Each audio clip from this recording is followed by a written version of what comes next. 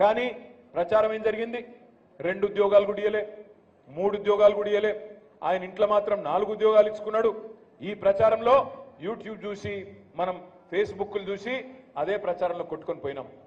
నేను ఎలక్షన్లప్పుడు అడిగినా, రాహుల్ గాంధీ గారిని అడిగినా, బీజేపీ నాయకత్వాన్ని అడిగినా, 10 ఏళ్లలో తెలంగాణ కంటే ఎక్కువ ప్రభుత్వ ఉద్యోగాలు ఇచ్చిన రాష్ట్రం భారతదేశంలో ఏదన్నా ఉంటే దమ్ముంటే చూపెట్టండి, నేను పోటీ నుంచి తప్పుకుంటాను. ఆ రోజు చెప్పినా, ఈ రోజు కూడా చెప్తా ఉన్నా. 10 ఏళ్లలో తెలంగాణ కంటే ఒక్క ఉద్యోగం ఎక్కువ ఇచ్చిన ఒక్క రాష్ట్రం ఉంటే రేపు ఈ టైం కల్లా నా ఎమ్మెల్యే పదవికి రాజీనామా చేసి నర్సంపేటలోనే పెట్టిపోతా అని చెప్పి కూడా నేను విజ్ఞప్తి చేస్తా ఉన్నా. వాస్తవం ఏంది? పెద్దలు చెప్తారు, నిజం కడప దాటే లోపల అబద్ధం ఊరంతా తిరిగి వస్తుంది అంటారు. ఏం జరిగింది నర్సంపేటలో కానీ తెలంగాణలో కానీ? వాస్తవాలు ఒకలాగుంటే మేము చెప్పుకోవడంలో మేము ఫెయిల్ అయినాం. మీ తప్పు కాదు, మా తప్పే. చెప్పుకోవడంలో మేము ఫెయిల్ అయినాం.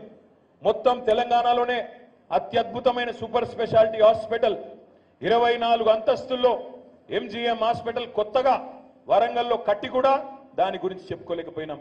మీ పెద్ది సుదర్శన్ రెడ్డి గారు ఆయన చొరవతో వరంగల్ జిల్లాకు వచ్చిన మెడికల్ కాలేజీలు నర్సంపేటలో పెట్టి ఇక్కడ మెడికల్ కాలేజ్ తెచ్చి కూడా చెప్పుకోవడంలో ఫెయిల్ అయినాం.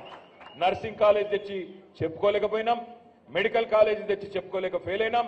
కనీసం డిగ్రీ కాలేజ్ కోసం కొట్లాడే నర్సంపేటలో మెడికల్ కాలేజ్ వస్తుందని కలలోనైనా ఎవరన్నా అనుకున్నారా? కలలో అనుకోనిది చేసి కూడా ఓడిపోవడం అంటే మరి ఇది ఎక్కడ దౌర్భాగ్యం నాకు అర్థం కాదు. కేవలం మేము చెప్పుకోలేకపోవడమే. మిమ్మల్ని కన్విన్స్ చేసుకోలేకపోయినాం, చెప్పుకోలేకపోయినాం. ప్రభుత్వ ఉద్యోగులు భారతదేశంలోనే కేంద్ర ప్రభుత్వం కంటే ఎక్కువ జీతాలు తీసుకునే ఉద్యోగులు ఎక్కడున్నారో తెలుసా? మన తెలంగాణలో. కేసీఆర్ వచ్చిన తర్వాత 73% జీతాలు పెంచిండు ప్రభుత్వ ఉద్యోగులు. కానీ కేంద్ర ప్రభుత్వ ఉద్యోగుల కంటే ఎక్కువ జీతాలు పొందుతున్న రాష్ట్ర ప్రభుత్వ ఉద్యోగులు కూడా మాకు దూరమైనారు. ఎందుకో తెలుసా? 73% ఎక్కడో పోయింది, కానీ మొదటి తారీఖు రోజు జీతాలు పడలేదన్నదే మెయిన్ వార్త అయింది. కరోనా తర్వాత రైతు బంధు ఆగొద్దు, ఆసరా పెన్షన్లు ఆగొద్దు, కళ్యాణ లక్ష్మి ఆగొద్దు, పేదవాళ్ల కార్యక్రమాలు ఆగొద్దు అని చెప్పి కేసీఆర్ గారు అవసరమైతే ఎమ్మెల్యేలు, మంత్రులు, ఎంపీలు, ప్రభుత్వ ఉద్యోగులు ఓ 4 రోజులు ఆలస్యంగా ఇస్తే ఏమవుతుందా అని కొన్ని రోజులు కరోనా తర్వాత ఆపితే దాన్ని పట్టుకొని యూట్యూబ్లో గోరంతలు కొండంతలు చేసి చిలువలు పలువలు చేసి అసలు ప్రభుత్వ ఉద్యోగులకు జీతాలే ఇస్తలేరు వీళ్ళు అని చెప్పి బదనాం చేసి వాళ్ళు మాకు దూరమైన. ఒకవైపు ఉద్యోగాలు ఇచ్చి మీకు అది చెప్పుకోలేక మీకు దూరమైన చిన్న చిన్న విషయాల్లోనే గ్యాప్ వచ్చింది. ఆ గ్యాప్ వల్లనే 1.8% తేడాతో మొన్న ఓటమి పాలైనాం.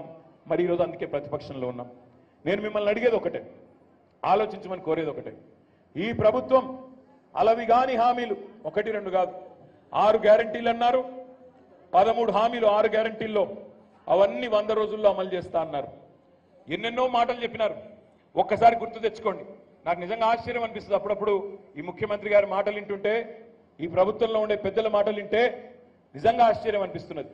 ముఖ్యమంత్రి గారు మొన్న పార్లమెంట్ ఎన్నికల ప్రచారంలో చెప్తున్నాడు, 6 గ్యారంటీలకు గాను 5 గ్యారంటీలు అమలు చేసేసినా అయిపోయింది అంటున్నాడు.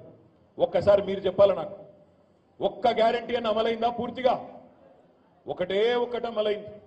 ఏదది? Free bus. ఇక ఆ ఫ్రీ బస్సు అందం చెప్పగాదు. అలా ఆడోళ్ళేమో తన్నుకుంటాను, మగోళ్ళేమో తిట్టుకుంటాను. సీట్ల కోసం మీరేమో తన్నుకునుడు గుద్దుకునుడు అవుతున్నది, మగోళ్ళేమో టికెట్లు కొని మాకు సీటు దొరకపోయని వాళ్ళు తిట్టుకుంటాను. వాస్తవమా కాదా మీరే చెప్పాలి. అది తప్ప ఇంకొక్కటన్నా అమలైందా?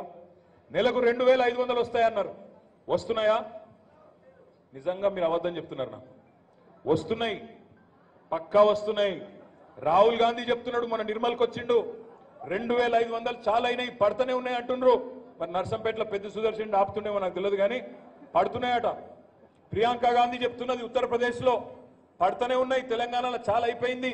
మహాలక్ష్మి 2500 మా ఆడపిల్లల ఖాతాల్లో వేస్తూనే ఉన్నాం, రేపు దేశమంతా వేస్తామని చెప్పి అక్కడ పచ్చి అబద్ధాలు. 6 గ్యారంటీల్లో 5 అమలైపోయినాయని ముఖ్యమంత్రి